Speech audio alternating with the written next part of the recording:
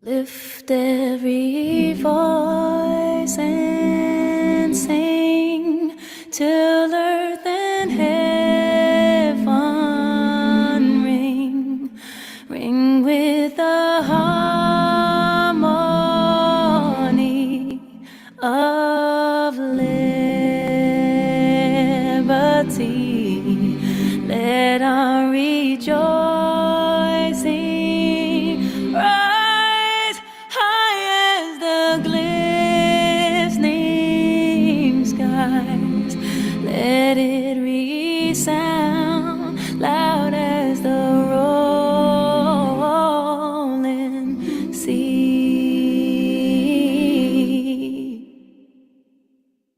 Sing a song full of the faith that the dark past has taught us. Sing a song full of the hope that the present has brought us.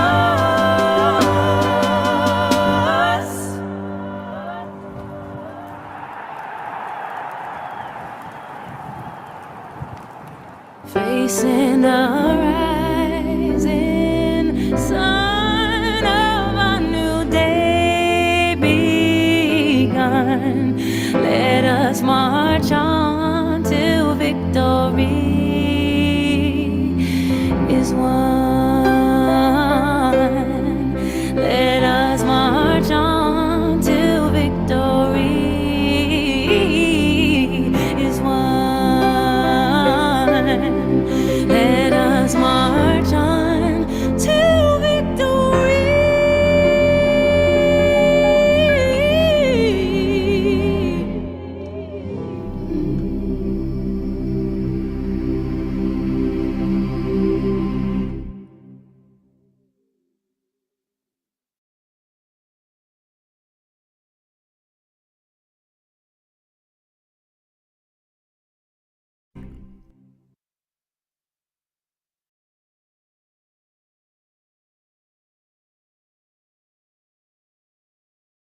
Everyone. My name is Randy Headley, and I am the board chair of the Deveau Buddy Day Learning Institute.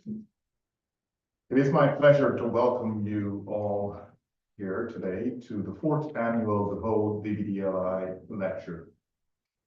We gather today in Mi'kmaq, the ancestral and unceded territories of the Mi'kmaq people, governed by peace and friendship territories. We also honor the 400 years history of African Nova Scotian communities whose resilience and wisdom continue to inspire our work. A practical lens into the acknowledgement means moving beyond words, in meaningful engagement to support and to be advocates for Indigenous and African Nova Scotian communities. So here are some ways to do this. Commit to continuous learning and dialogue. Support Indigenous and African Nova Scotian initiatives. Engage in land resource stewardship. Challenge systemic barriers. And you can think of many others and many other ways to do so. Some of you are joining from around the world. I see Nigeria popped up earlier. We have South Africa, from the United States, and wherever you are joining us, I just want to welcome every one of you here. Today we have the privilege to host Dr. Rita Urji, a pioneer researcher in AI for social good, and Dr. George Safadeh, DBDLI's Extraordinary Fellow of Afrocentric Research and a leading anti-racist scholar. Their insights on technology, Afrocentricity, community empowerment promises to be enlightening today. As we explore the intersection of Ubuntu, AI, and social justice throughout this lecture today, let's reflect on how we can harness innovation to uplift undeserved communities and promote equity. Within this year's theme for African Heritage Month, Legacy in Action, celebrating Black brilliance, we're called to reflect on and to take inspiration from change makers like our distinguished speakers to influence our collective work of future making for Black communities. Your engagement is crucial for the success of this lecture and for this moment. So please use the Q&A function on for your questions and the chat function to share comments. Thank you all for joining us for this important dialogue. I'm privileged to introduce our first distinguished speaker for today, Dr. Safa Day, who will share reflections on Ubuntu's role in educating by promoting inclusivity beyond and community-driven learning. And now, please allow me to welcome Dr. Safa Day to take the stage.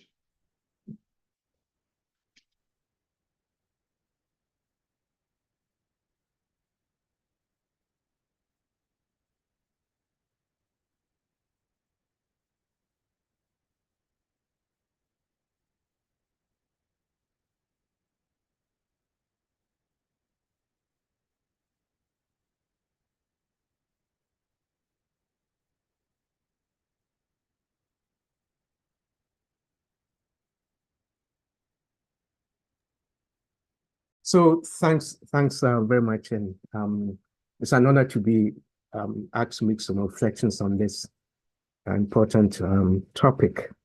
And I know I have some few minutes for this, so I'm just going to be very quick on my comments. We have already recognized the land and also welcome the ancestors into the room. See, Molefi Asante's work, right, is very, very informative on when we talk about some of these issues. And one of the quotes that I find very, very useful is the idea that if colonialism's influence had been merely about the control of the land, that would have required only one form of resistance. But it's more, in fact, when knowledge is colonized. And this is why we need to think about new ways of coming to education, particularly for Black African learners in our school system. I think this is very, very important to be able to address some of the issues that we want to talk about.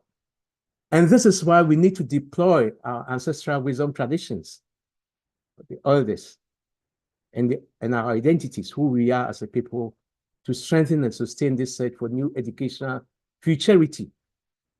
And in this connection, what is very, very important is for us to look at how we train our rootedness. We are rooted in a place, whether it's on the continent, whether it's in the diaspora, but we also have a dialectical relationship with each other and how we draw on that to think through. And I think the Ubuntu philosophy allows us to do that. I think as scholars, Black African scholars, we must define the challenges facing our communities and to think through creative solutions that are lodged in our cultural knowledges and wisdom traditions, what can be called Black African solidarities. And again, when you say Black African solidarities, what comes to mind is Ubuntu. In order to explore the ways our cultural knowledges that are versed, for example, in what I have called, and working with Paul J., the whole concept of elder crits and the interpolation with Ubuntu philosophy to promote Black education. Why is this important? I think we need to look at some of the current reckoning. The continuing crisis of Black African education globally, the question of miseducation, then the domestication of even when people talk about we need to create inclusive spaces. Students are not centered. Their knowledges, their ancestral wisdom traditions are not centered in the learning process. And then what we see around now, particularly in North America, where there's this systemic assault on critical race theory, Black history, African studies, two-spirit, LGBTQI rights. And then, of course, the conservative attacks on the public school system, which particularly comes up fully in the North American context. So what I'm asking us to reflect as part of my reflections is to look at African elder crits African elder creeds are knowledges of our elders, right? And for us to be able to look at it, we have to ask some questions. One question, for example, is how do we as African learners begin to pioneer new analytical systems for understanding our communities in the West of Africa, steeped in our own homegrown cultural perspectives? Also, how do we draw on the nexus of Blackness and Africanness as revealed in African elder creeds and philosophies such as Ubuntu? Because elder creeds, African elder creeds, to me, have been the least analyzed for their contributions to schooling and education, return of storytelling, proverbs, folktales, and so forth. But these knowledges also underpin democratic and social justice education, and they challenge the competitive, individualistic models of learning and success, which normally we see with our current school system. They also highlight collective interests, right? And they shape schooling away from the very, very unicentric to polycentric, multicentric education models that challenge the Eurocentric models of education and humanism that our students have to contend with in that. They also offer what I call epistemologies of decolonization, and they are metaphors of resistance. Because at the end of the day, decolonization cannot happen solely through Western side scholarship. We have to look at our own indigenous philosophies, our cultural wisdoms, traditions that are embedded in our philosophies to be able to deal with that. And this allows us to think about the grammar of educational maturity. So how do I interpret Ubuntu philosophy and African elder creed? I think we know Ubuntu as a Bantu term for humanity being served through others. So how we come to humanness through the relationalities.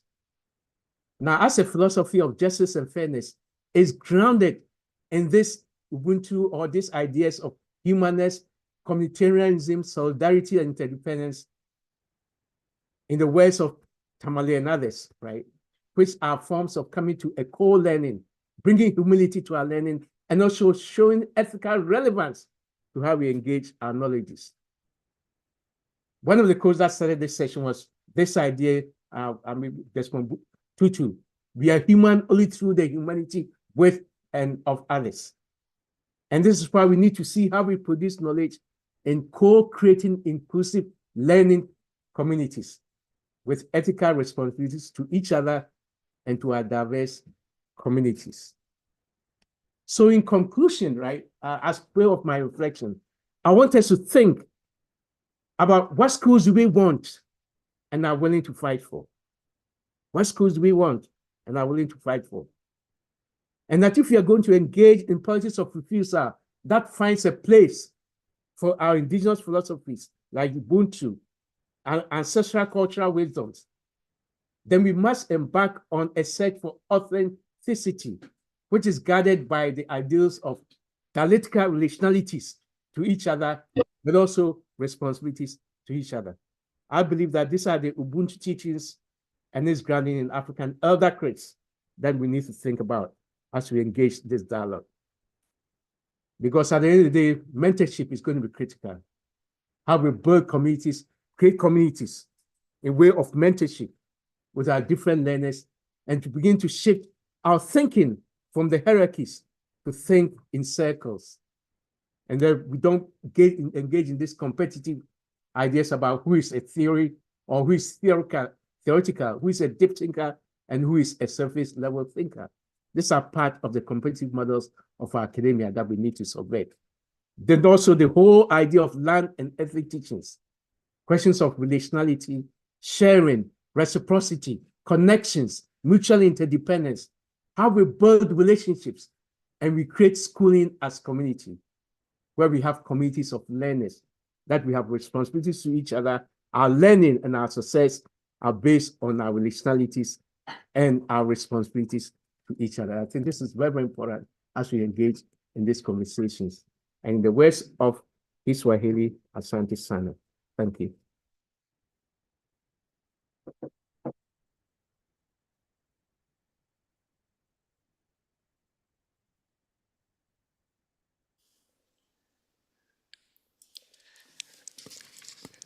So, yeah. Thank you so much, Nana, for a great presentation. I've known Nana for for the past 3 decades and have had the privilege of listening to his presentations on a number of occasions, and I've always learned something new. Thank you so much. Looking forward to discussions later on in the program. My name is Dr. George Frimpong. I'm the Director of Research at DBDLI, and it is an absolute honor and privilege to introduce today's keynote speaker, a trailblazer whose work exemplifies the very essence of some of the key theme for this year's Deveau lecture, Legacy in Action, Ubuntu Education and Black Brilliance in Innovation. At the heart of Ubuntu lies the belief that I am because we are. It is a philosophy shared, success and collective responsibility, values deeply embedded in the remarkable journey of our keynote speaker. She is a woman of vision, a scholar of impact, and change maker whose work embodies the intersection of technology, education, and social transformation. Dr. Rita Oji is a professor of computer science at Deveau University, a Tier 2 Canada Research Chair in Persuasive Technology, and Director of Persuasive Computing Lab. Her groundbreaking research focuses on human-computer interaction, persuasive technology, and AI-driven behavior change systems, fields where she has pioneered innovative ways to design technology that empowers individuals and communities. Her journey is a testament to the power of education and resilience. Born and raised in Nigeria, she rose from a humble background to become an internationally recognized leader in STEM. She earned her PhD in computer science from the University of Saskatchewan, followed by postdoctoral training at McGill University, the University of Waterloo, and Yale University. Along the way, she has shattered barriers, becoming one of the most cited Black female scholars in her field and a role model for young researchers worldwide. So as we reflect on Ubuntu research and AI for social good, Dr. Oji's journey reminds us that legacy is not just about what we achieve individually, but about how we uplift others through our work. She's not just shaping the future of technology, she's shaping the future of communities by ensuring that technology serves humanity equitably. She exemplifies the principle that knowledge, when shared, becomes a tool for collective liberation and progress. So, ladies and gentlemen, it is with great honor that I welcome to the stage a true innovator, a champion of Ubuntu-inspired progress, and a leader whose legacy is in action every single day. So over to you, Dr. Rita Oji.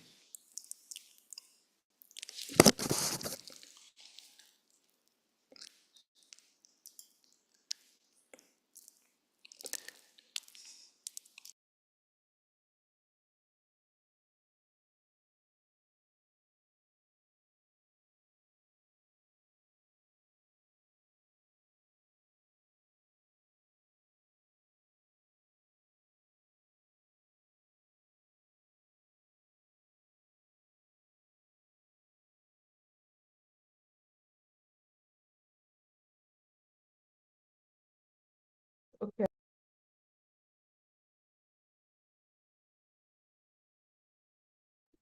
Hello?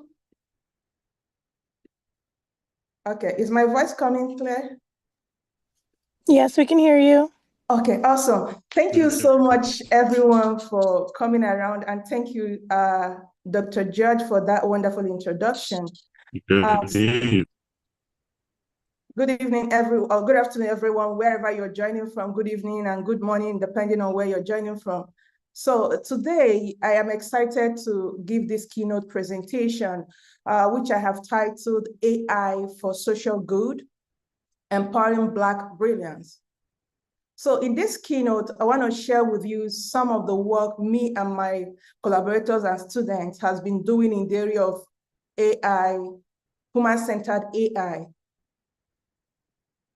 So do you remember that popular proverb, African proverb that says, until the lion tells his side of the story, the tale of the hunt will always glorify the hunter. In this talk, I will take you through our research journey towards developing AI conversational chatbots for educating low literate women from under-resourced community about maternal and infant healthcare. I will discuss how we engaged these brilliant women, Black women, of course, and empowered them to contribute their invaluable insight and lived experience in co-creating technological solutions for solving the problem of maternal and infant health.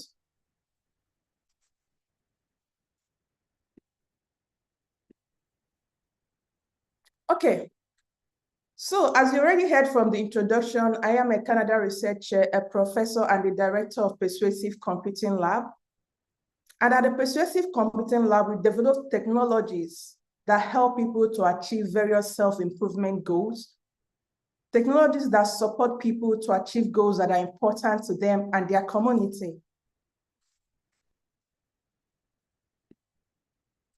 So my research in this Persuasive Computing Lab can be seen or can be categorized into 4 different places. I work on personalization model. I also develop technologies for health and wellness. And I also work in the area of Internet of Behaviors. And then the 4th one, which is where I'm going to be talking about from, is developing technology for underserved population. I'm very, very more particular and passionate about this particular area. So as a word of introduction, the field of artificial intelligence has evolved considerably in the last 60 years since it was first coined by a group of researchers in 1956. Where there are now many AI applications that are developed in high-income countries, AI use in resource-poor settings remains scarcely represented. So as I'll be talking about AI for social good, let's start with what is AI for social good? AI for social good aims to use and advance AI to address many societal issues and improve the well-being of the world. It embodies a lot of things, including responsible AI, societal impact of AI, common good of people, development and ethics. It also has to do with using diverse data sets, data transparency, better data, broader population, and the ethical implication of AI. So the increasing focus of researchers, companies, and governments in this area of AI for social good initiatives bring to mind these questions. The first question is, whose good is being served by AI for social good initiatives? Which public is being served? Who is deemed good enough to benefit from AI for social good initiatives? Let me give you an idea of who is being served by current AI for social good research and innovations.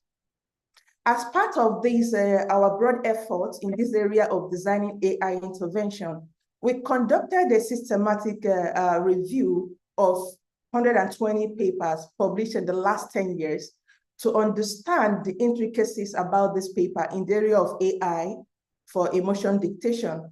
And we saw some interesting results. Let me start with the good news. There seems to be equal representation of males and females in the reviewed research overall. That's those that reported the demography. That's really good news and somewhat surprising. With respect to representation of people from various age groups, we can see that the bulk of the research concentrated and innovation concentrated on adults. That is people from between 18 to 60.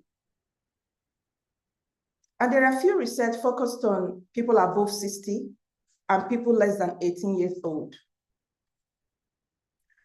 With respect to language, English dominated the space. Most data sets used in research are in English language, and most people designed for English speakers. However, do you know that we have around 6,500 languages spoken in the world? And among them, English is the most popular anyway. However, it is closely followed by Mandarin, then Hindu, Spanish, and French. With respect to representation of different continents in AI research, as you see, most of the research came from the West. Africa is hardly represented. This raises a big question. So how well is the AI innovation generalizing to the underserved communities, such as people from developing African countries?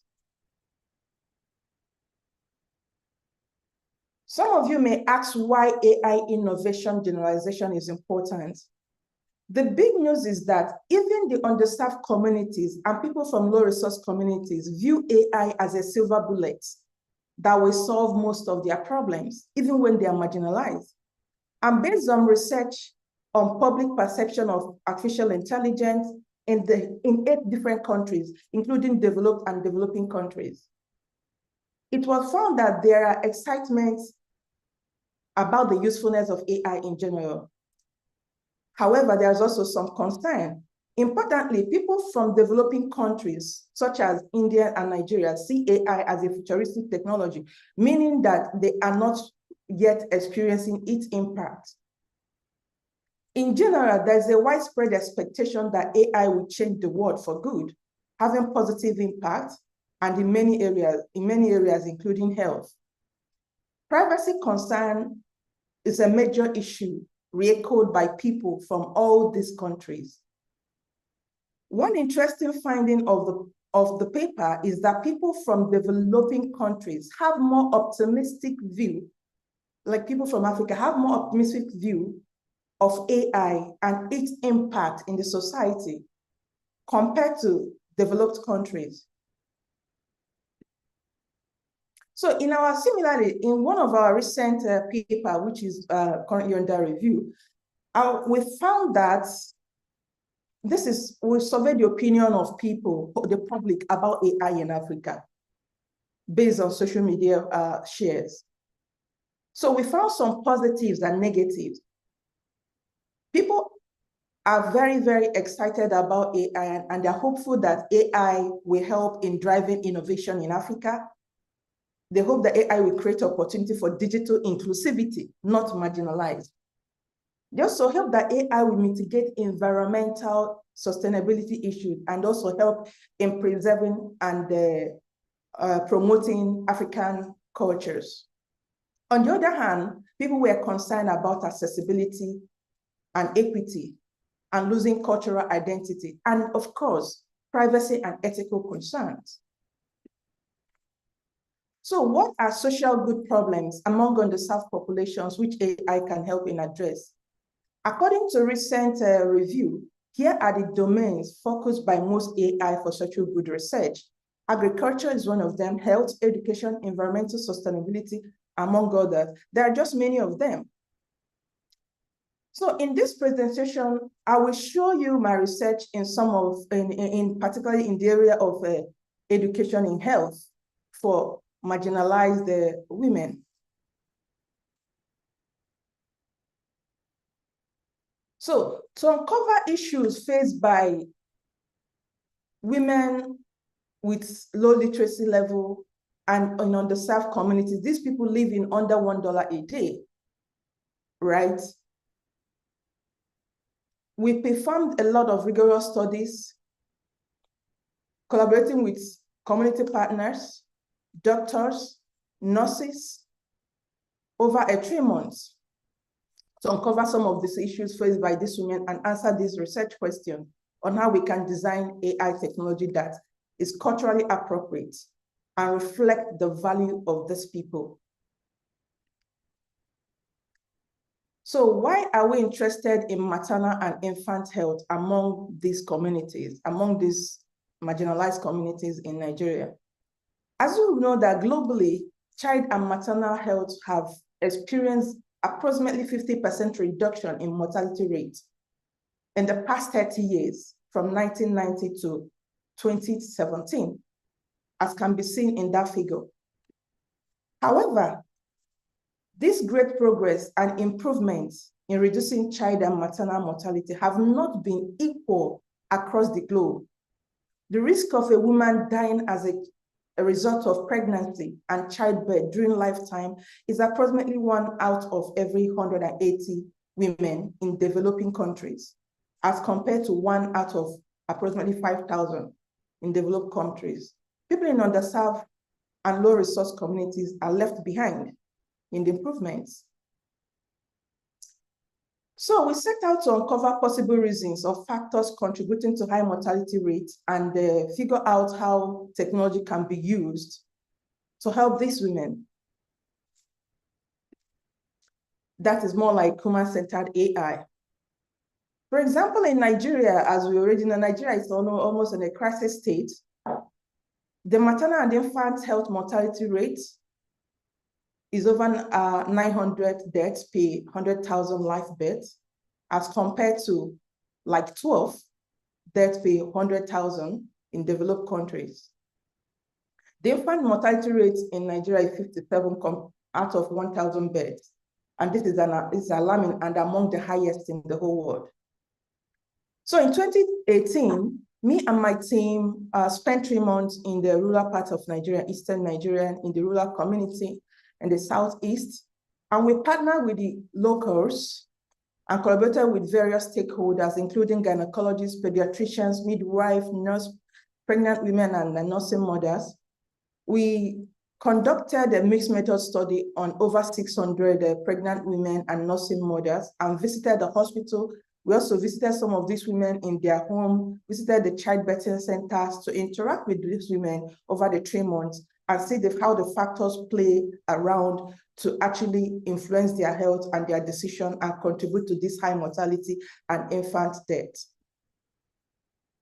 So here I present some of the key findings. We found that most of women in the rural African community are not literate. They have less than high school education. And death due to complications linked to late arrival to health facility or not coming to health facility is the major cause of infant and mortality and maternal mortality. We also uncovered that women have least agency in decision concerning their lives, their health, and that of their kids. Most times these are dominated by husband and the mother-in-law who superhead the decision. So these are some example quotes. I might not read all of them because of time. As can be seen in this sample comments above, for example, this is a comment from a husband to his wife, and I quote, "My mother delivered some of us in the farm and some at home and still went to farm the next day. It is your laziness that make you want to go to the hospital and waste money." This is what a husband told the wife. Similarly, this is another comment as said by a mother-in-law to a wife, to the son, and I quote, "I gave birth to your husband and all my children at home without the doctors or hospital in my time. Our kids turned out to be okay. A child that is destined to die, will still die, and the one that will live. So there's no need to go to hospital for regular checkups." We also found that only 28% of women are formally employed. This is a clear indication that women are financially dependent and have to comply with the decision of whosoever gives the money. As you already know, whosoever, as the saying there goes, he who pays the piper calls the tune. We found that majority of the women cannot read or write. They can only express themselves in their local language.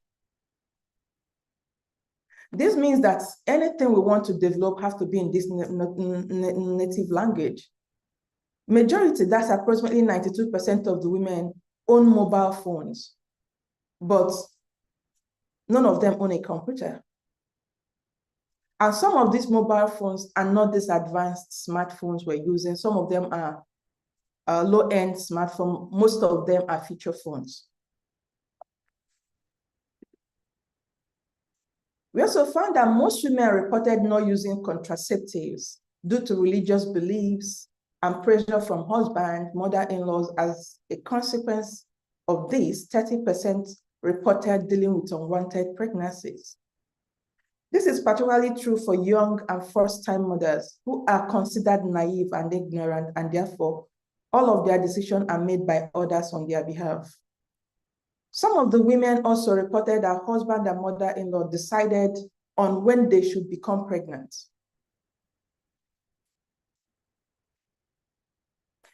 Women view C-section as a bad thing and will not use it, even if it is the last option, due to myths and misconception and cultural beliefs. Misinformation and myths about reproductive health and best practices are a major issue. There's also misinformation and myths about immunization for their kids, use of contraceptives, C-section, delivering in the hospital versus delivering at home. The findings are supported by some of these comments. I will not read through all of them, but let me go through the first one. This is my 7th pregnancy. I've delivered 6 children at home with the help of traditional birth attendants, but 5 of them died before their first birthday. I don't know why they died. I came to antenatal to know if this one will live. I pray that God will help me with this pregnancy. This is from a mother. This is another related comment, but this one from a gynecologist. It says, and I quote, "We are talking about what we can do to help these people. We are talking about information. How do we get people to get the right information at the right place and at the right time and in the right language?" This is another extensive comment from a consultant pediatrician, highlighting the importance of providing mothers with adequate information. This comment is highlighting about a woman who actually stopped immunizing the kids because the first one they immunized had fever, and they didn't know that fever is actually is expected for that kind of immunization. And because of that, the subsequent kid, they did not immunize them. So they're talking about the importance of information. And information is not about telling them the positive. It's about telling them the truthful information, the good, the bad, the consequences, right? If you tell them immunization is good, tell them about the possible side effects and that it is normal and what they should expect. In that way, they don't freak out and panic when something comes up. So we also found that ignorance, culture, religion impact maternal and infant health.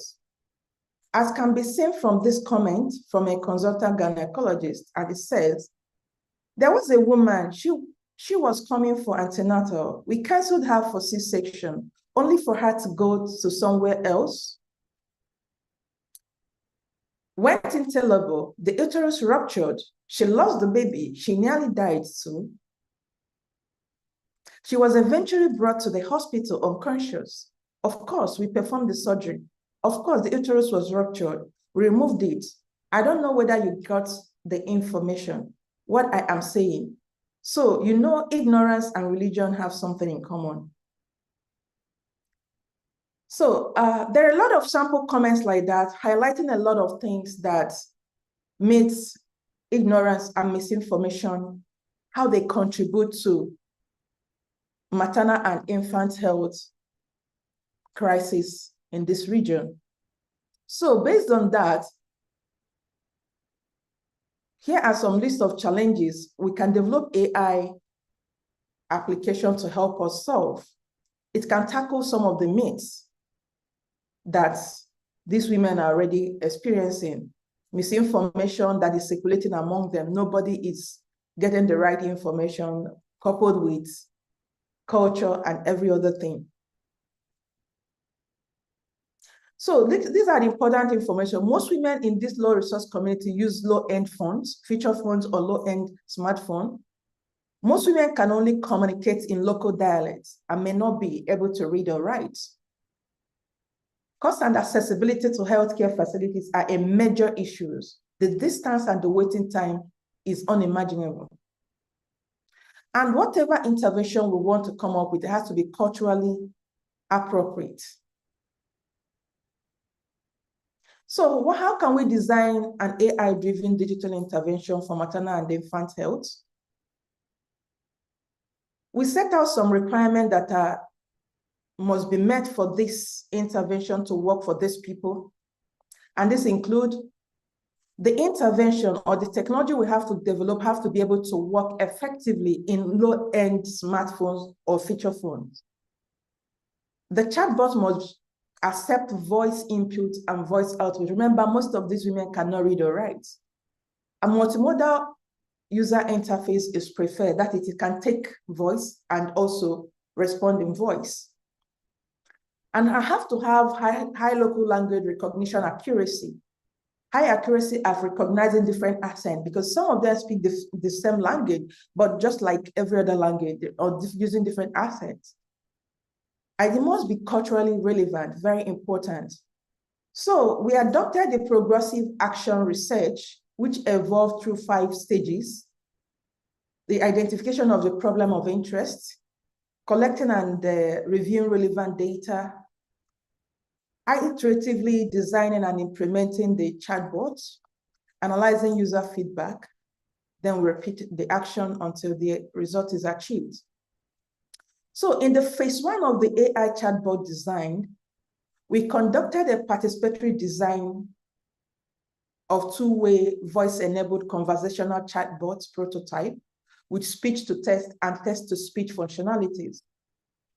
Working with the pregnant women and nursing mothers in the under-resourced communities, we came up with 2 possible prototypes of AI-powered virtual assistant mobile app in the form of chatbot for pregnant women and nursing mothers. The first prototype looks like a chat messaging app, just like what you can see on the screen, but with a voice-enabled via speech-to-text and text-to-speech capability. As can be seen in this screen, the chat is in the local language, specifically the Igbo language.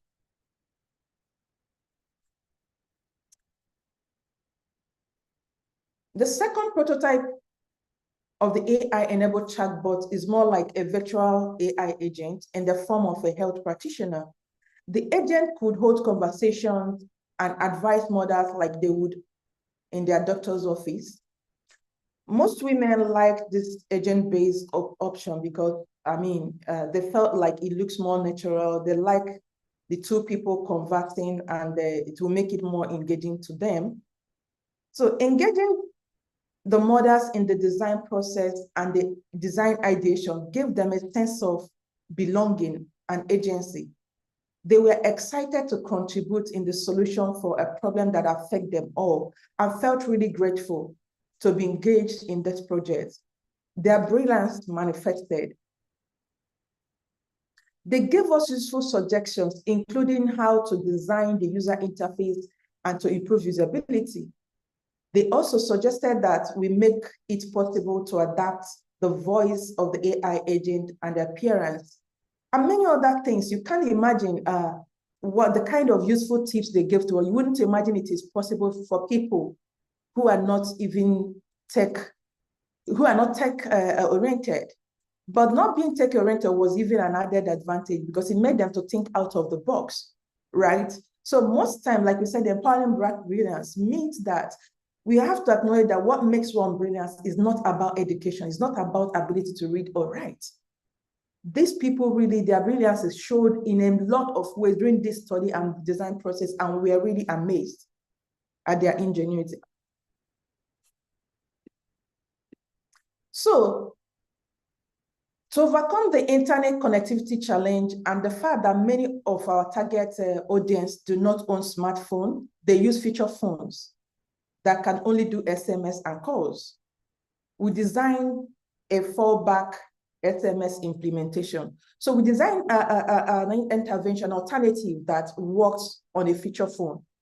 So here you can activate information, get information about both childcare and maternal health by, for example, testing mother or child. So, for example, 1, 2, 3, and then it brings an option like the option in the board in the first screen. Asks you, is it pregnancy? You type a number. If it is baby care, you type 2. If it's pregnancy, you type 1. If it's emergency, you type 3. And based on their typing, which can easily be done on feature phone, they get more other information, always responding with number, and get everything they need. So this is the kind of solution that works for people that actually do not have internet-enabled phone or feature or smartphones. I won't go into the detail. We don't have much time. We also developed an offline content delivery system using SD card for maternal health education. Remember, some of these people are in the village, they don't even have internet. Some of them use feature phone, there's no internet.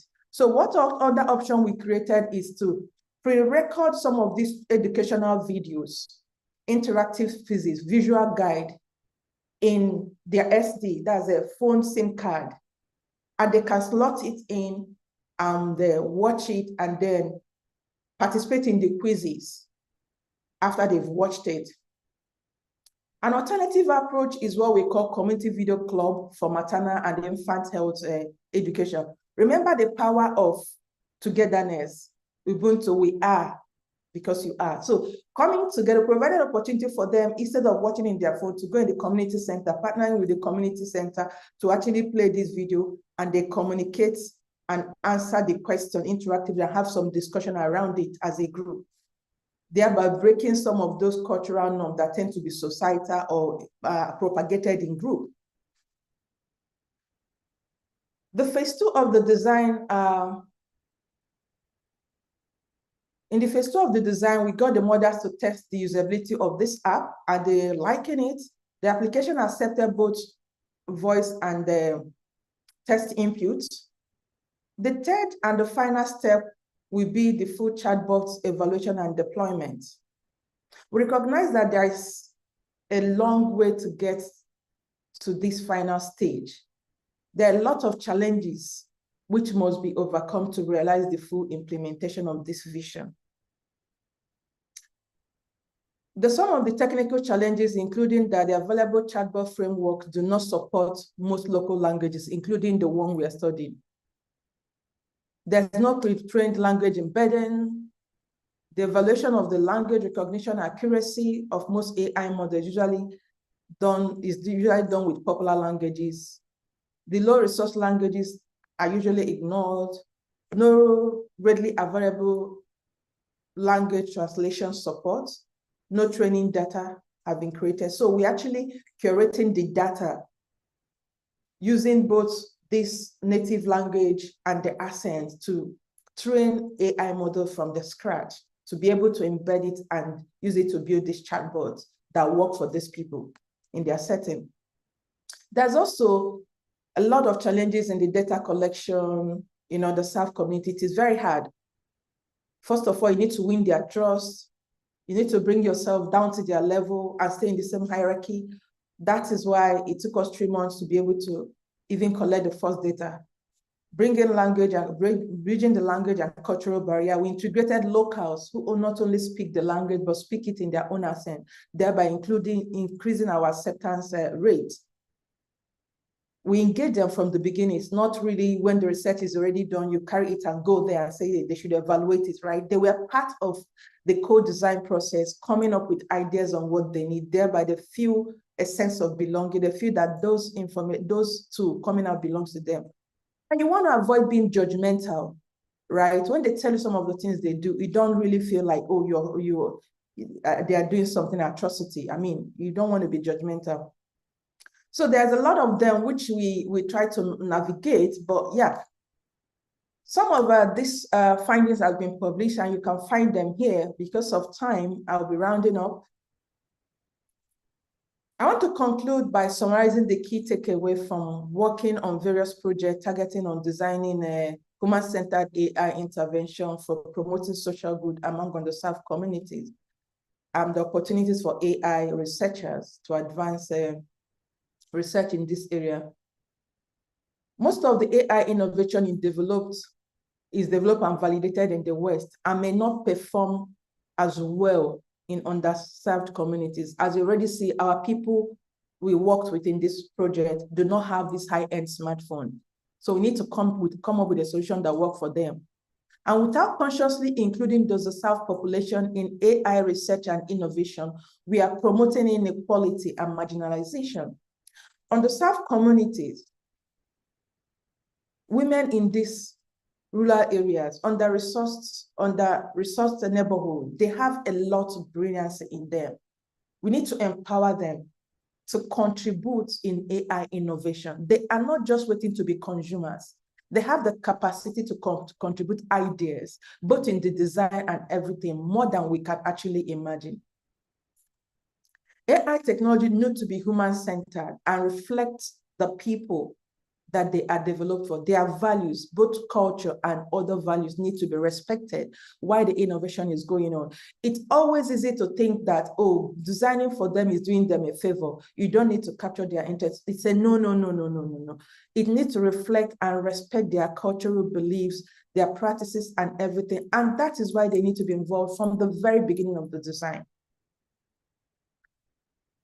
Again, we need lightweight AI models that are optimized to perform effectively in low-end age. If you're using if you're technical and read about generative AI and see the amount of power they consume to train the model and everything, this kind of models are not meant for this kind of population. So we need lightweight models that work on low-end age. That's the mobile.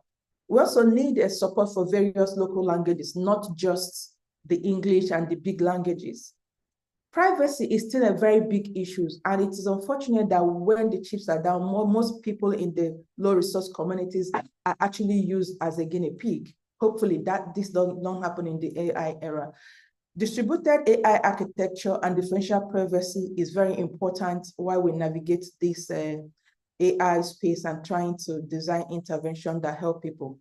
And we need AI models trained using culturally diverse data sets.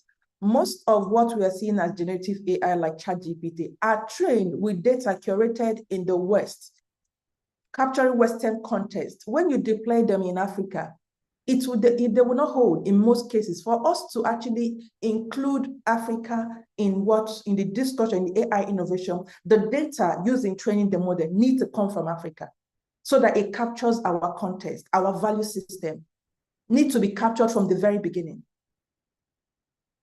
And the AI model needs to be able to learn from limited data sets. So in my own way, I kind of say that for AI to be really intelligent, it should be able to understand various usage context, user context, technology context, and dynamically adapt to them. These are some of the publications. You can see them online. And most of many thanks to our collaborators from Africa, and many thanks to my students who actually have worked with me, and to various funding agencies who have graciously funded my lab to date.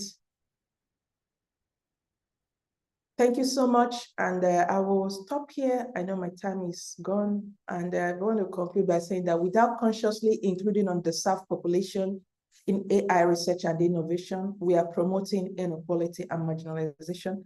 Thank you, and I welcome your comments and questions.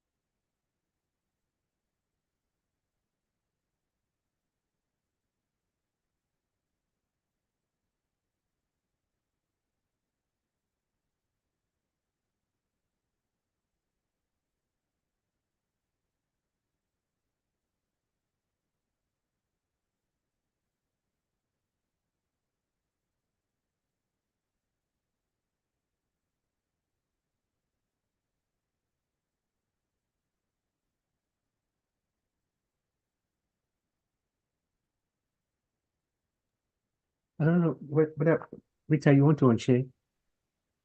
I'm not sure. It's Uh, no, I mean unshare your screen. okay. Should I remove my screen? No, unshare. So just Okay. exit, yeah, the PowerPoint. Okay. That's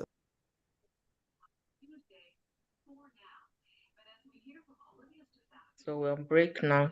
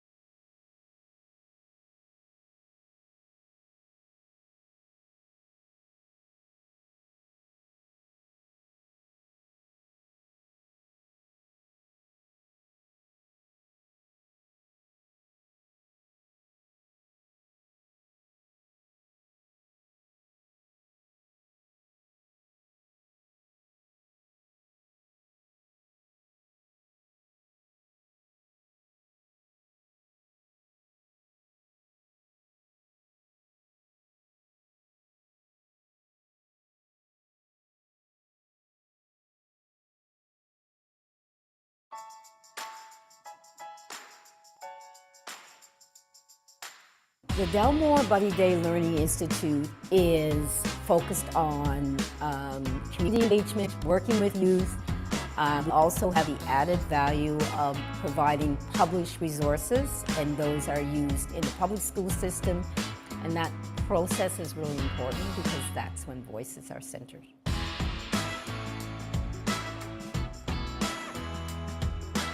Here at DBDLI, all of our work is focused through community, through our youth workshops, through publishing, through research, even through holding this public space here for the community. Our research and youth department are dedicated to better understand the educational challenges that our Black learners face here in Nova Scotia. We meet those challenges through community engagement, resources, youth programming, and research projects.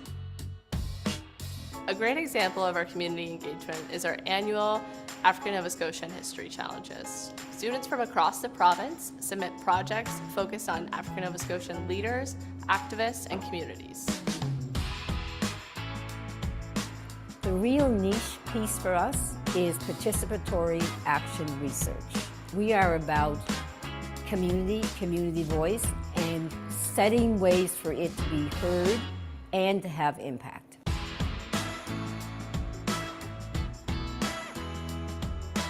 The Delmore Buddy Day Learning Institute is named after a well-known, well-respected African Nova Scotian community leader, Mr. Delmore Buddy Day.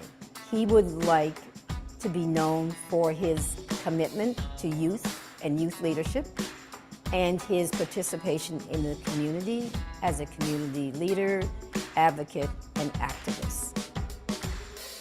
The approach that Mr. Day took, centering community voice and being participatory, present in the community, is what we try to model here through the Institute. And we're honored that we can carry his name forward.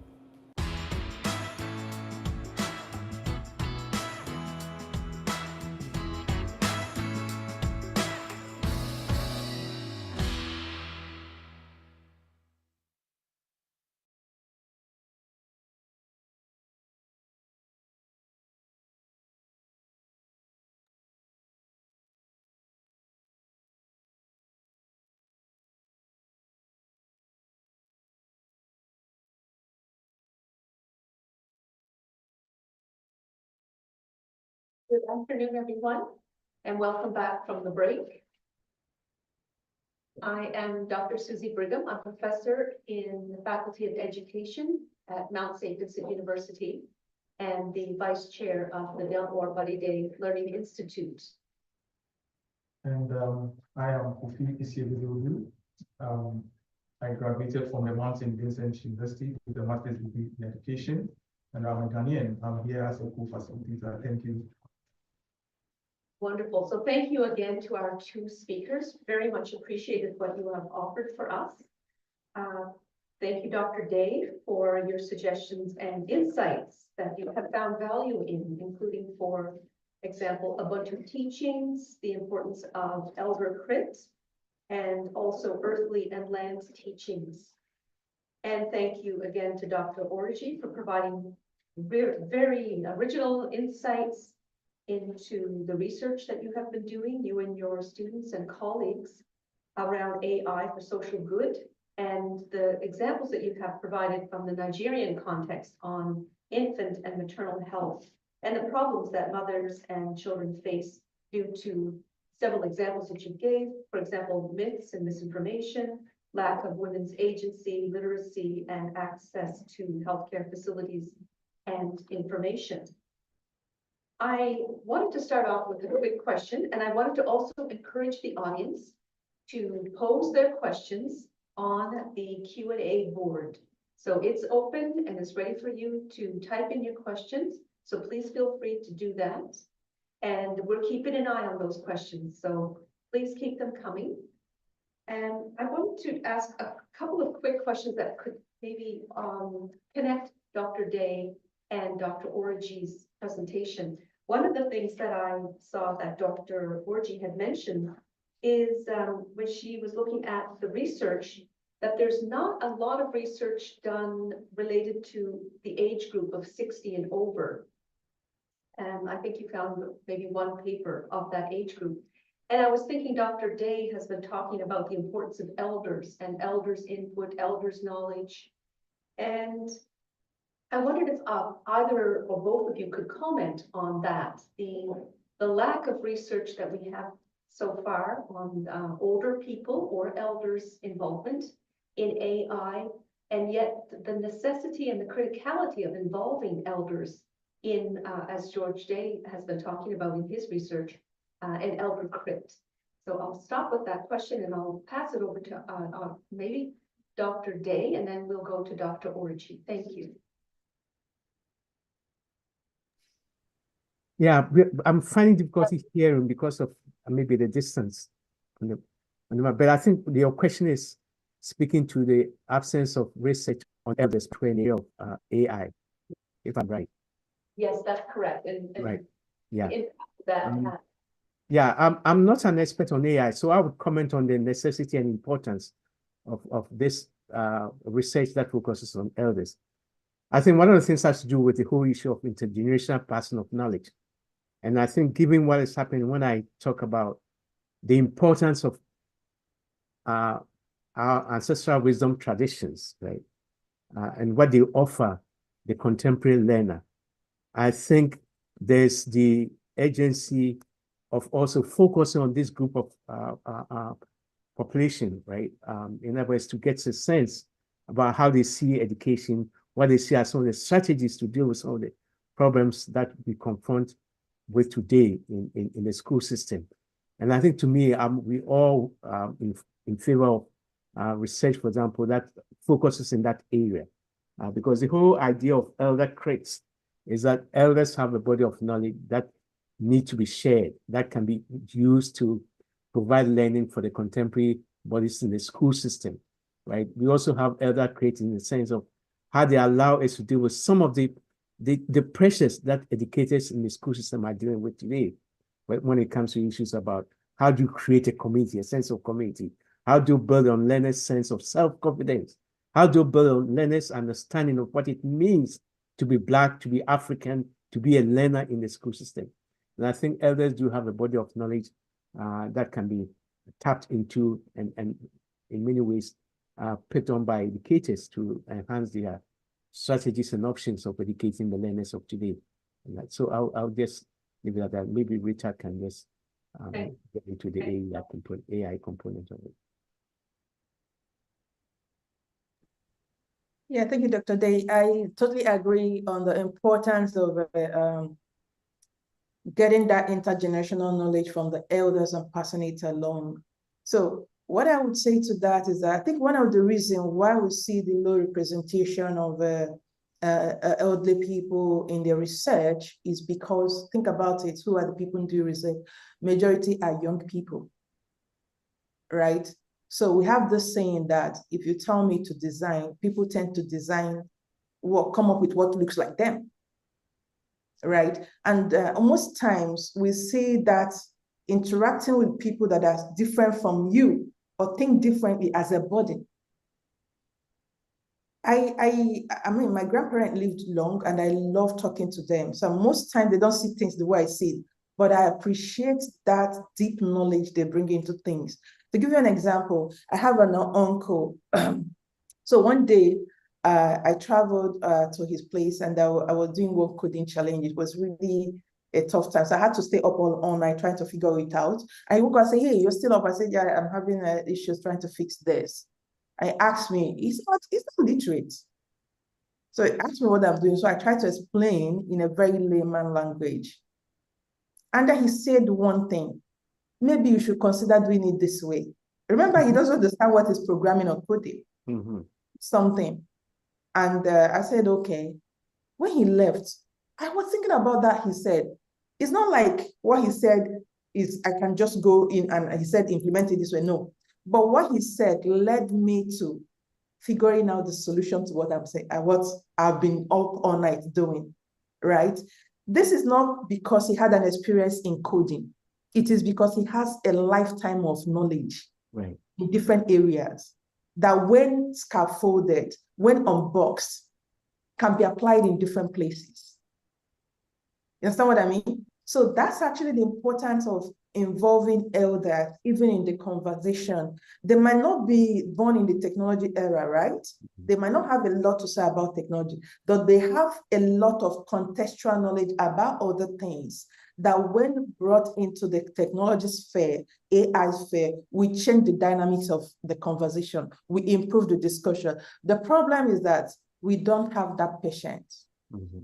Right? We want the people that you ask questions, they give you the exact answer you're looking for. You know, the answer I'm looking for is the answer that looks young, like me.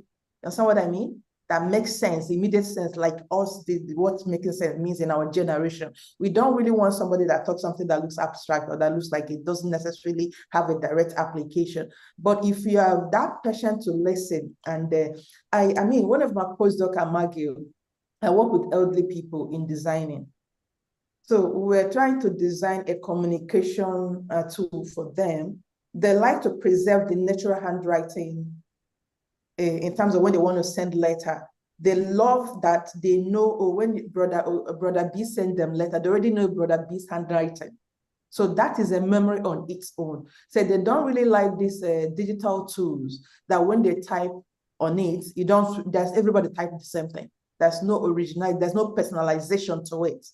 That personal touch, right? So we're trying to come up with a digital tool that again, that fastness of sending something digitally, but at least preserve that personal touch for them, and then engage them in that design space. And the designs they came up with was amazing. These are elderly people, 65, 60 and above. It was amazing. It's not something that young person could think about because I have only lived one life that is as old as I am. And my life has all been characterized by modernity, what modern days offer. So eventually, that design was really, really so unique in itself that it wouldn't take a young person to come up with that. It cannot, because you cannot think that way. Mm-hmm. And I appreciated that a lot. So I really totally agree that involving them in the conversation in this innovation is very important. And it's so much in line with the human-centered design, right? Yeah, exactly. Yeah. When all voices are not allowed, then we are already creating that marginalization we're talking about. It's not just about black and white. It's not about West and East. It's not about developed and underdeveloped. It's about the various communities, various groups that need to be engaged so that the conversation become richer, so that the design become richer. So that's what I would say, that it's very important that they're engaged in designing the solution, and also very important that they're also engaged in implementing solutions that solve their own problem. Thank you so much to both of you for your responses. Okay, thank you very much. Dr. Oji, there's a question for you. This person says, thank you, Dr. Oji, for sharing about the work you do. It is indeed groundbreaking. My question is about being non-judgmental, which is promoted.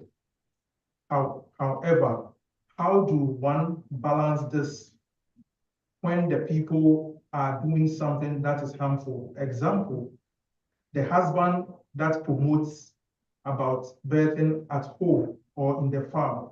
How can health professionals keep a balance between giving appropriate health information while respecting the wishes and culture of the patients? Yeah. Actually, being judgmental from my own context actually does not mean surrendering to their own wrong ideology or the misinformation of the myths. It's in my understanding, it means showing some empathy, putting yourself in their shoe. Anybody, like, we are different because of the context, the environment we grew up with. If we put you in the environment these people are, you might exactly behave like them.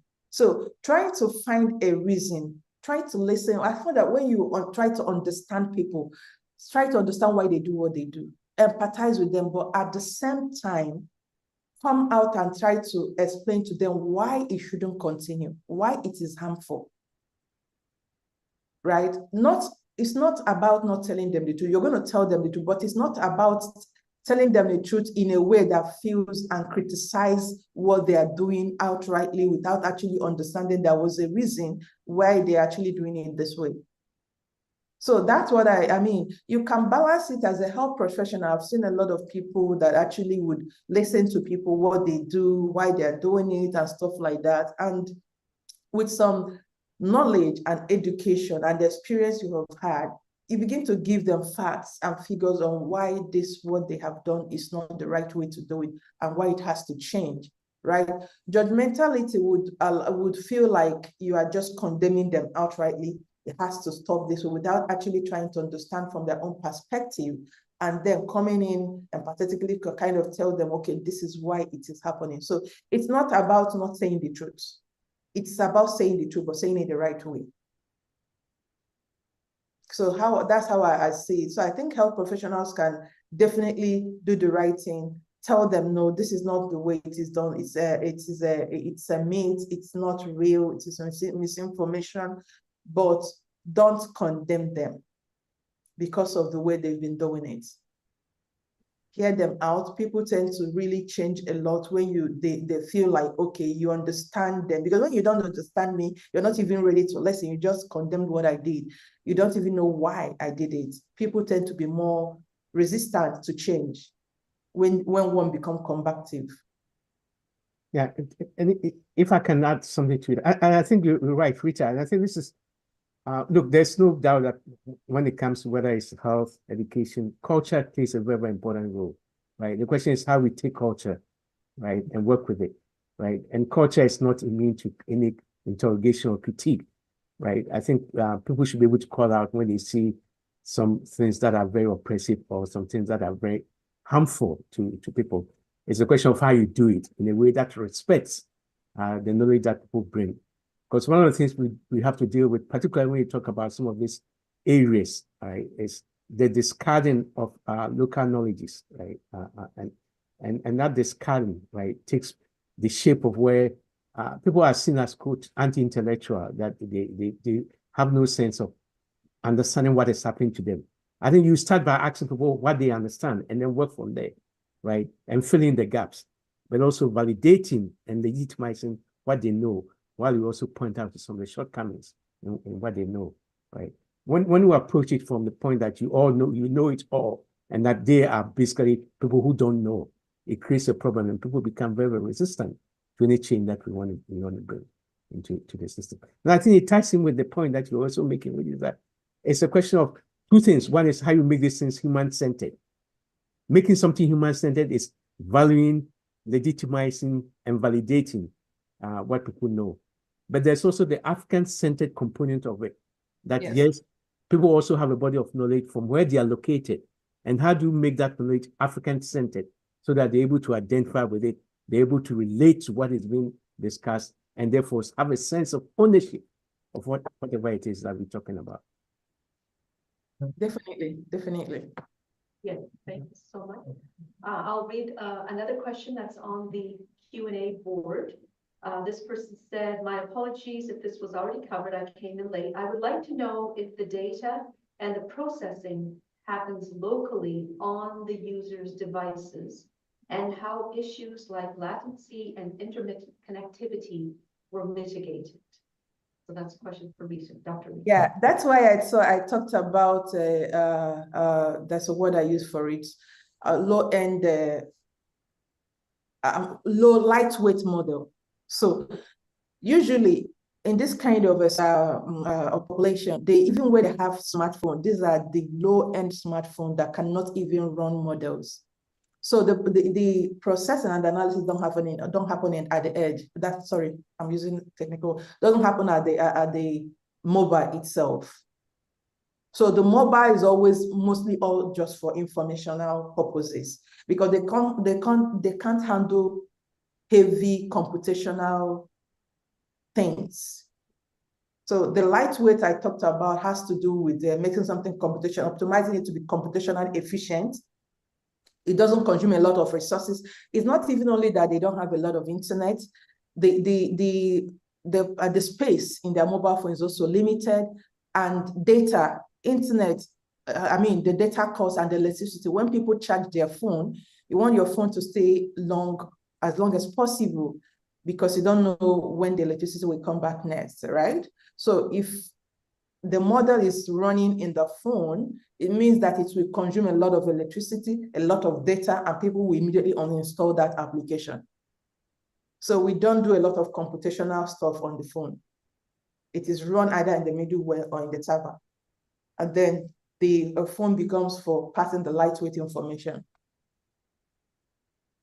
Thank you for clarifying the lightweight model. Okay, yeah, someone asked the question on that. Okay, Dr. Oji, we have another question here. This one says, I would love to know about the lightweight AI models. Yeah. Okay, lightweight AI model, that's what I'm hoping that we get to. I think generative AI is driving close to that right now. When I say lightweight, it means they are optimized to be computationally efficient, consume less resources, and cost effective. So when you think about costs of computational cost, it's a lot of aspects of it. It means the amount of power they consume, right? Amount of resources. Think about power, think about internet, think about energy, right? How much do they run your battery down? How much internet do they need and stuff like that? These are some of these resources that they consume. So the lightweight means when the model is so optimized that it consumes less resources. And as I said, when you think about resources, think about energy, power, internet, and all these things. And then even some of these big models like generative AI, the number of water even use to clean this machine, it's also part of the resources. So when you optimize this model to consume less resources, we're talking about, that's what lightweight means, right? We haven't arrived there yet, but that is what we are advocating for advancement of work in this area so that it is easier to implement AI applications for under-resourced communities who actually most times don't use advanced equipment, even when that can handle heavy models, right? And most cases, like I have said in the previous question, what we do is when you train, you make sure that the server handle most of those computational intensive job. And then, for example, if I need to update, if I need to pull out their interaction, when they watch the videos, right, they answer questions, right? As opposed to pulling it out, doing a lot of fetch and call into their phone, making a lot of call into their phone. For example, every 5 minutes, I could send a call into their phone. The phone could be interacting with the server, front and back, getting data and sending data to the server. That increases the computational intensity, the resources that is consumed. It runs down the battery, it drains the internet and everything. As opposed to doing that, I could, for example, when they're taking those quizzes, instead of sending it to the server straight, I catch it, right? Maybe in the night or sometime when the phone usage is low or the phone is plugged, I can now carry all those data and transfer it to my server. In that way, I don't do a lot of interaction between server and the phone. That is actually one of the major cause of the resources consumed. So that is one of the tricks that can be done, that is done in this area to make sure that you don't drain their tiny phone that they are using. So that's one example of optimizing. That's one example of a way of making something light. It's not necessarily lightweight model, but it's one of the ways of optimizing the computational resources consumed. Thank you so much.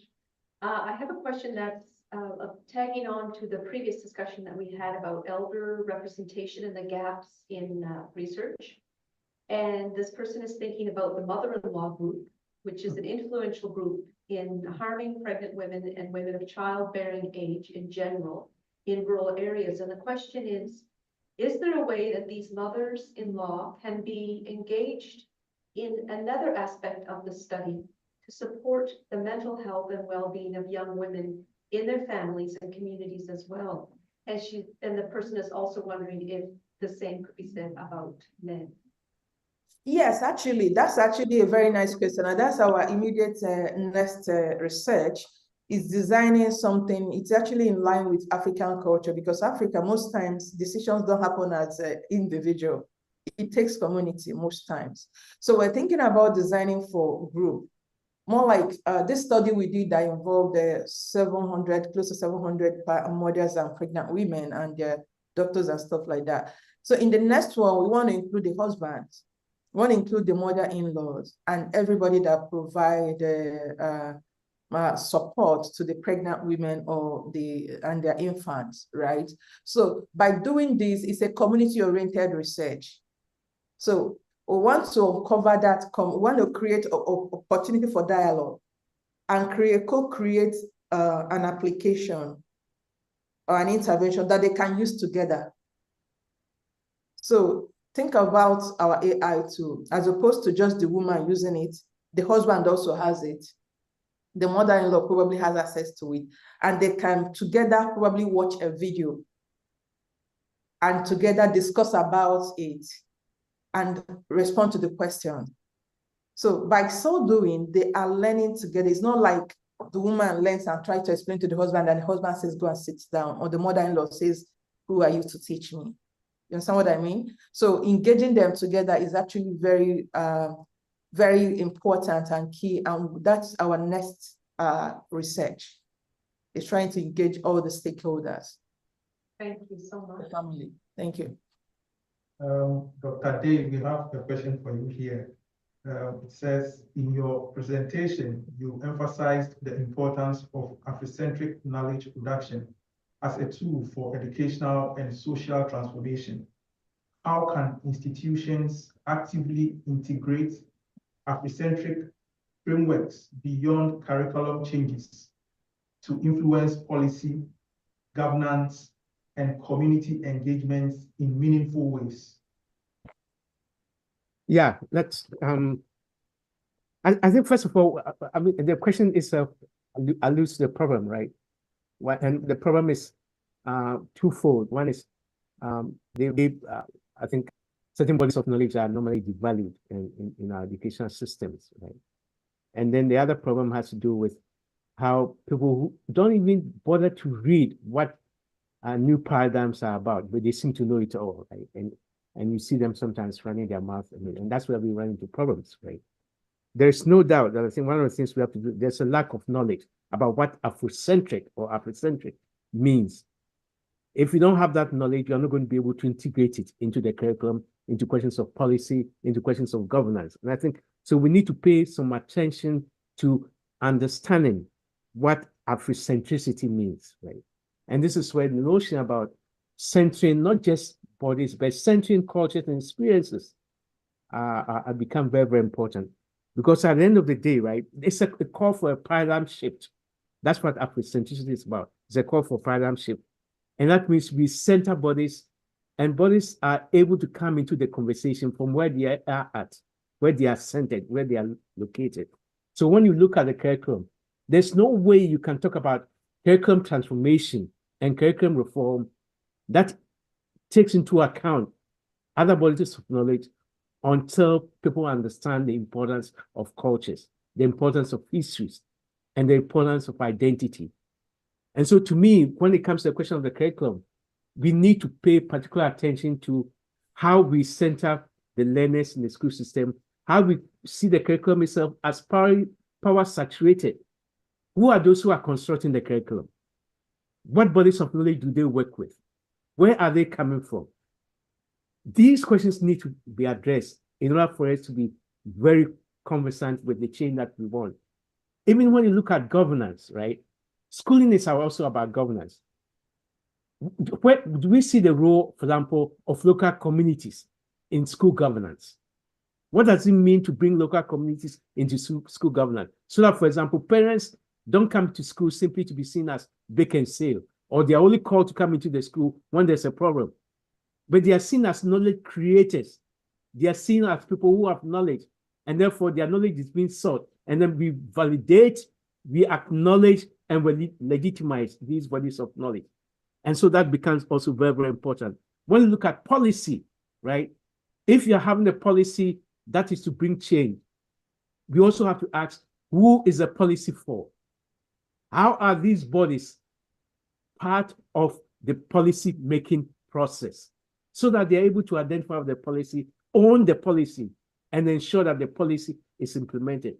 And this is why the ideas of Afrocentricity and Afrocentricity, that calls for centeredness, that calls for accountability, that calls for transparency, become very, very important if you are going to be very, very serious about transforming our school system, right? It's a paradigm shift, but it's a paradigm shift that comes to the body of knowledge that one needs to understand what it is and how you engage it in order to bring the transformation that we want into the system. Thank you so much. I have a question for Dr. Orji. This is, have you thought or are you currently thinking of expanding your research in other African countries and beyond? And if so, what adaptations are you working on or willing to work on?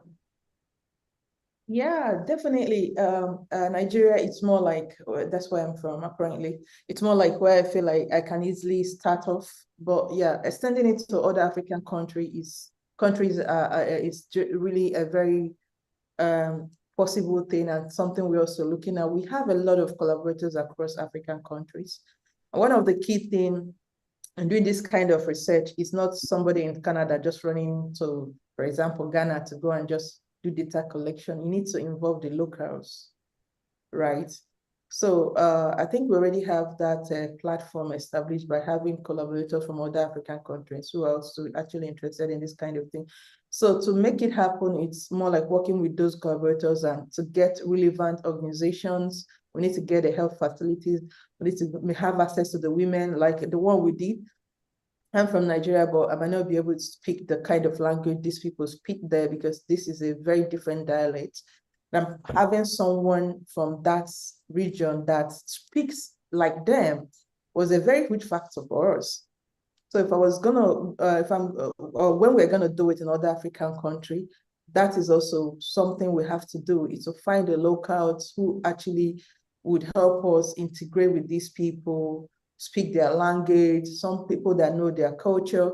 And it's not only that the people, the one or two people from the community know their culture, all of us somehow want to put ourselves in their shoes during the research. We don't want to look like we flew in from the moon to come and rescue people from somewhere else. All of us, we have to also bring ourselves down to their level, try to learn one or two things about them, their way of life, and behave in a way that make us feel like an integral part of them. So it's not always, we've actually had it in mind for like in the past year, but it's not this kind of research takes a lot of time, not on the research front, but on the planning front, because community-oriented research has oftentimes starts a year, even before the research itself starts. The major step is establishing relationship first. If you don't have that relationship, it doesn't matter how good you think your innovation is, it might not succeed. So establishing that relationship is actually going on in some countries right now, trying to interact with the people in an informal and formal ways that is not just research, but eventually, when we now come in with research, it will not look, we are not going to be like new. They already know us, they are free with us, and in that way, they are free to participate. So the short answer is yes. We are looking at getting into other African countries, and we're doing certain adjustments and preparations to make that happen, including partnering with locals, finding partner organizations, and also ourselves trying to establish relationships, the right relationships, before even getting to the research stage. Thank you so much for your response. Looking at the time, I think we should be wrapping up in a moment from now. But before that, Dr. Day, someone wants to know in what ways can the Elders Create framework be institutionalized within educational and community settings to ensure intergenerational knowledge transfer and the sustainability of Afrocentric ways of knowing? Yeah, this is a very important question. I get asked that a lot, right? I think, I think other communities have done well at bringing elders into schools, right? So where I am in Kenya, for example, the indigenous peoples, right? They have done a very good job at creating a place for elders in the school system. And I think that's what I wanted to do for African elders, right? And not just say in the diaspora, even on the content itself. So the idea of elders in schools, bringing elders into schools, there are two components to it. One is the bodies themselves, having elders have a place in school. So they are like elders in residence, right? That is very, very important. Elders in residence become very, very important in that. Then the second is infusing the knowledge of elders into the making of the curriculum and questions of pedagogy. So here, when I talk of the infusion of the knowledge of elders, I'm talking about stories, fables, folk tales, riddles. Those are the folkloric productions, so using them. But I think the question of the bodies become very, very important, how we bring elders, because they're an embodiment of our ancient wisdom traditions. And that's why we need to have a place for them in the school system where they are respected and valued, and their presence is also protected. Because there's the issue of elder vulnerability, which I think even Rita alluded to earlier, right? That I think there's this tendency where sometimes people think, oh, elders' time have passed, right? We are in so-called in a phase of modernity, and therefore elders have nothing to contribute. I think we need to change that mindset, which is that there's something like past, that the present itself is constitutive of what it is not, which is the past. Just as we're living the future now. So it means we do acknowledge the role that elders can play in the education of our children. So elders in residence become one way, bringing the bodies of knowledge that elders have which are contained in the proverbs, the fables and folk tales, right, into that. And I think one way we can also do this is where I think we maintain a database of the elders in our communities. And you know, when we talk about elders, we're not just talking about age. Elders also have to be seen in the way we venerate people who have made a contribution to the community, that they do care for the community. They have a sense of showing their responsibility, and that it's worth emulating. So you can see somebody who's not necessarily defined by age, but by their contributions, and they are seen as elders, and people value them and treasure them. And these are the people that I'm talking about, right? And so maintaining a database so that their knowledge is not wasted just because they have left what they're doing, or people are saying, oh, their time has passed, right? And one of the ways to do this is when we talk about learning at the feet of elders. How do we ensure that our learners are able to learn at the feet of elders? We can't talk about Afrocentric ways of knowing without also having a central role for our elders, because they are the embodiment of that knowledge. So creating that a role for them becomes very, very important, whether in the curriculum, whether in the pedagogy, but also in terms of their physical presence and protecting them even when they come into these spaces. Because these spaces sometimes can be very hostile. They can be very volatile, right? And that even if we are talking about bringing elders in residence, right, that protection becomes key, and their welfare becomes key in that. Thank you so much, Dr. Day. I think there was a question, or there was a comment in the chat box. One of them was, I think, not being able to hear the question from maybe Kofi and I. So I'm going to get close to the microphone and just read the next question, which was, I would like to know, I'm fixated on how we can leverage technology in ways that are culturally appropriate for the limitations on the ground. And this, I think, is from someone who is a computer scientist from the continent. Oh, okay. Could you say it again, please? I think I missed some part of it. Yes, I'll lean into the microphone. The question was, I am fixated on how we can leverage technology in ways that are culturally appropriate for the limitations on the ground. Okay, awesome. I mean, there's just multiple ways, very, very numerous ways that technology can actually help in addressing a lot of issues we face in the continent. What I have just presented is an example. Why I picked this particular example and missed over 100 and something projects we're doing in the lab, is because I think it gives an example of how technology can actually be conceptualized to try to address some of these issues. In education, there's a lot of applications of AI in education. But I can't remember some of them. I know there's one called lesson and stuff like that, who actually implemented it's a mobile application on some video and the USSD application like that actually try to teach people on their own on different subjects, physics and stuff like that. The good thing about it is that using the data about how people respond, they learn about the learners and adapt their learning materials or learning recommendation to that person. So this is an example of the use in the area of education. We're also working with the DBDLI on education related AI intervention design. And we have a lot of other ones we're also doing in the lab. For example, we have AI technology in the area of agriculture. We want to see how we can actually help farmers to do more mechanized and informed farming, right? So for example, you can use AI, by the use of AI, you can be able to know the weather, predict the weather in a way that helps you to make decisions about your farm, about your crops, about your sales. You can link learners to potential buyers, eliminating the middlemen, land surveying and stuff like that. There's a lot of ways you can use it. It can be used in animal farming. We are working with some researchers from Bowen University in AI in poultry, in pig management and other things. There's just a lot of ways. I know that one of my students, when I was a visiting professor in one of the Nigerian university, did something in the area of road accidents. prediction and management and stuff like that. So there's tons of ways technology can be employed to try to solve some of these problems we're having in the country.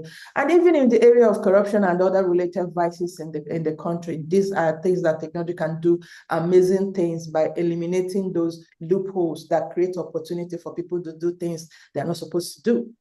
Right? That's actually what the West did. Nobody goes around here with money. Most of the things are digitized. Right? It's not like when you pay, you're giving it to anybody, you pay everything online. So there's a lot of things that technology can do to actually help us in addressing some of those issues we have in the country. And I cannot overemphasize that in designing them, they need to be culturally appropriate. That means they need to understand our psychology as people. Right. They need to understand our values. That is why we cannot say, let's adopt those ones that are working here and implement it. They will fail. Because our mindsets, our value system, there's also what we call the mental model. Mental model is the way we think we have constructed in our mind on how things should work, right? And this is a function of your interaction with other people, your interaction with your environment. Like, when I see this phone, the way I think it should work, the way I think this room should be designed, it's dependent on where I grew up, what I have interacted with over time. And this would be different for if I had grown up in North America only, right? So that's why it becomes a big mistake to say that, hey, this technology works here in the West. Let's just buy it and implement it in Africa. Most of them end up failing. 99% they fail because they didn't implement it, acknowledging our culture, our value as people, and what we know already, right? We start from known to unknown. So that's what I would say about that. It's possible, and that's what I would encourage young people, young researchers. Let's look at how we can solve our own problem by ourselves. The solution to African problem does not lie with a foreign messiah, a white messiah. It lies with Africans. We have the ingenuity to solve our own problems because we understand our people and we understand the environment. So nobody can design a better thing that will work for us than us. And that's why I said when I started at the beginning, I said, until the lion learns to tell their own story, this story of the hunted will always be told to glorify the hunter. So unless we start taking ownership of this, looking forward to African young researchers jumping into AI, adapting this model, including generative AI, to our local context. I was so excited when I saw a young man, I think from UNILAG, who is now building African generative AI. It's not like building from the scratch. He took up the open source model and then retrained them using African aspects of the English language, curated from different sources, the videos and everything. I'm making it African. So when I speak Pidgin, it understands me because that's an that's a Nigerian language. And that's what I'm looking at young people. We have the capacity to get into this space and disrupt the innovation because we have the ingenuity and we know our people and we know our environment and we know the problem. So we can actually create solutions that work in our environment. I will stop there. Yeah. Thank you. Rita, actually, this important stage, I wanted to ask you, and I think, we were actually alluding to this question that I have. So what do you think we need to pay particular attention to in terms of the limitations or the drawbacks or the pitfalls of AI for, say, Africa, right? The limitations for Africa, right? Yeah. That's a lot. Mm-hmm. In the current stage, like using generative AI, for example, there's a lot of hype about generative AI. I'm also super excited about its potential, but there's a lot of loopholes, right? The major one is that these generative AIs are trained with Western knowledge, Western curated data. This data is not to be taken lightly because it is data that captures the context of the people, the value of the people. So apparently, this model will recognize more accurately the values of those that their data was used to train it than Africa. So for these models to begin to work in Africa, we need to train it with our own data that imbibe our own value, our culture, and our context. If not, if you look at my initial slide, people were skeptical, were excited that AI can help us preserve our culture. However, they are also skeptical that AI can help disrupt our culture and our values. Why? Because if AI is trained with African culture and African-oriented data, there's the possibilities can preserve our culture. But if we're inducting AI that is trained with Western data, removing all, it's going to disrupt our culture. Right. Because when you ask it something, it doesn't have the collectivism, it doesn't have this notion of elder respect, and it doesn't have it into it. So eventually, when a saying becomes popular, it becomes the norm. Right. So when we continue using it without Western ideology embedded in it, gradually we begin to think that this is how it should be. Africa will eventually eventually lose our own, because we are imbibing things that are trained with our own, and it's not going to work so well in African education as well. Yeah. Because if we think about education in itself, different countries have their own values embedded in their education. It is not about what you learn. The examples and the structure and the national value is part of education. So when we are thinking about, I'm excited that we can invite generative AI to help students practice questions, practice skills, right? But I'm also a bit cautious that this generative AI does not have this holistic African concept of learning in it. So people are going to lose that. So we need, right now, Africa is not into the equation of this training. So, and it becomes a problem that the solution is going to be adopted by us when we are not at the training stage. So we should be in there. And beyond that too, there's also the ethics, there's the responsible AI aspect of it, there's the privacy, the ethical dilemma involved in it. So most times when, Africa, we don't have regulations yet. Most countries are, as a matter of urgency, bringing out AI regulations on what can be done and what cannot be done to keep those bad actors that might want to use it for their own benefit. Now AI has enormous power that it can assume whatever you give to it. People are already using it to scam people. Yeah. To call you and somebody is calling you saying he's using my voice. If you want, use my face as well and call you. Right. These are possibilities, right? These are the bad actors. Then, unfortunately, almost everybody, but Africa is way behind. Almost every country is playing a catch-up game in AI regulation, but Africa is way behind. Yeah. But the rate at which the technology is moving, if it is not regulated, it can get out of hand. Yeah. People can use it to destroy a lot of things. Yeah. I agree. I agree. I agree. And I think it's the issue where sometimes people talk of, well, Africa is always doing a catch-up, right? But we also sometimes we need to pause, right? And reflect and see whether this is in our good interest. And when you point to the human dimensions, right? The human dimensions can sometimes be lost, right, in the process, right? And it's something that we can't lose sight of. Yeah, sorry to interrupt you. It's a fantastic conversation and really this is brilliant what we're hearing from both of you.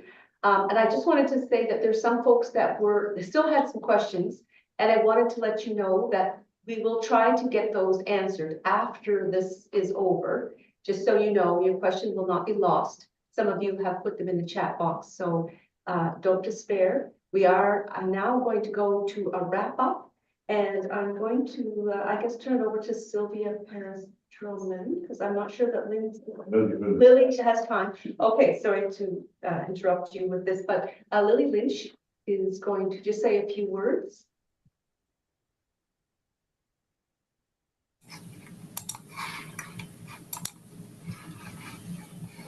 Hi, everyone. My name is Lily. I was going to show us a couple of slides relating to our Afrocentric Learning and Youth Department, but I think I really just wanted to share one right now. So I'm going to share my screen. and bring you into one of our engagements that deeply touches to what Dr. Day was speaking to, and also Dr. Rita, around the power of engaging our elders and our community members in uplifting like our stories. So I'll back up one slide, but just a moment, I want to show you these beautifully brilliant faces, which represent winners from our African Nova Scotian History Challenges last year, and we aim to involve all students from P to 12 across Nova Scotia in an opportunity that's creative. There are some science projects, there are some music projects related to African Nova Scotian history. And so our initiative is in the 18th year now. We've seen, I want to say, up to 80,000 projects over 18 years. And so I'm going to go to the previous slide and share with you a quick video so you can see the celebration of recognizing the accomplishment of these young scholars as they dive into learning about themselves in the spirit of Sankofa.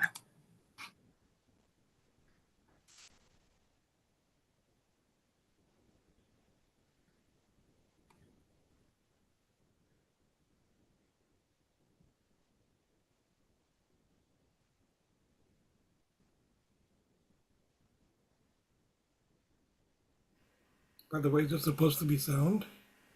Because we have no sound. There was no sound. So could you hear the video, or could you? It was only music, so that was a quick preview into how we celebrate our History Challenge winners and top classes and runners up, you could say. But this was an example of how we aim to look at the legacy of African Nova Scotian resilience and our connection as Pan-African community members across the diaspora, but specifically harnessing the knowledge and contributions of African Nova Scotians here on the ground. So the deadline for our projects is up tomorrow, February 28th, and we've received hundreds of projects every year. So we're getting ready for a full influx of in-person projects and online projects this year. So that's the end of my contribution for now. Thank you.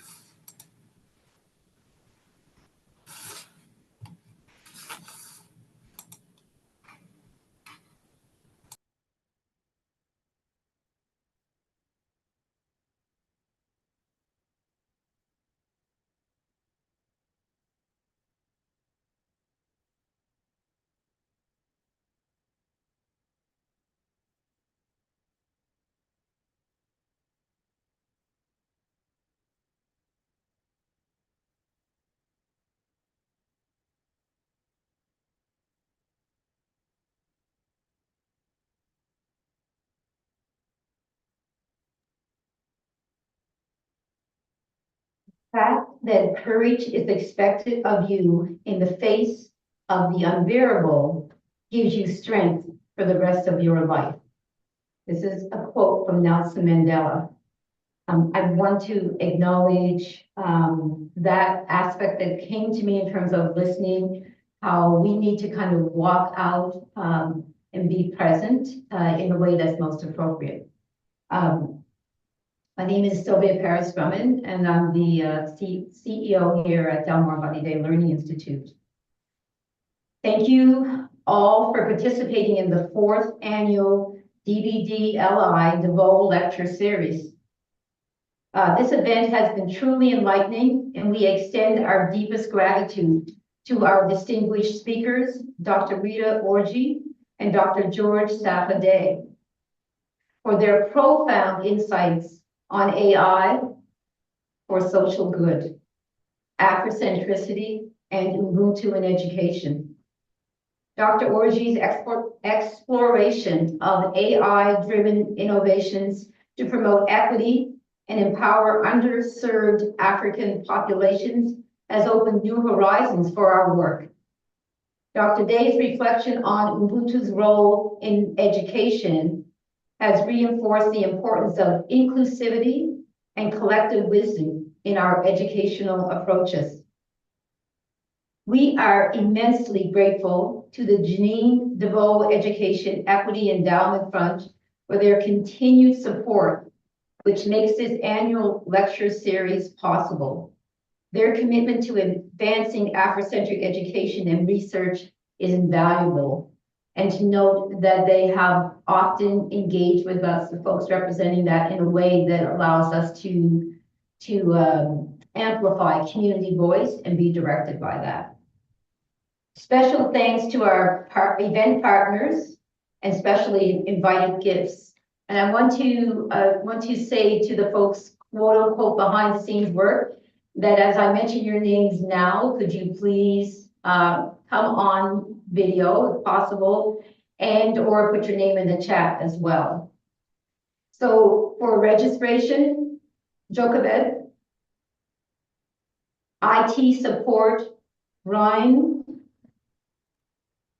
Philip, and Gift. Our team of planners, Kayanne Scott, Ruth Farrow, our research assistant. And I've also, in terms of our DBDLI staff team members, could you come on as well now? If you have not been on already, or if you have been, do so. And again, pop your name in the chat so folks can recognize. I also want to acknowledge our moderators, who Kofi and Susie, who you just had heard talk in terms of this event time. It's a very challenging space to be, to try to move to a time frame, respond, make opportunity for questions and for comments. So thank you for leading that space. You are all appreciated, and thank you for resourcing this space with your energy and your engagement. As we conclude, let us carry forward the inspiring ideas shared today. Consider how we can apply these insights to create lasting impact in our communities, educational systems, and beyond. May the discussions we've had today inspire action and drive positive change in our pursuits of equity, innovation, and Afrocentric belonging. Thank you once again for your active participation. All you online and all you present here in this space, have a wonderful evening. We look forward to seeing you at our future events. Asante sana.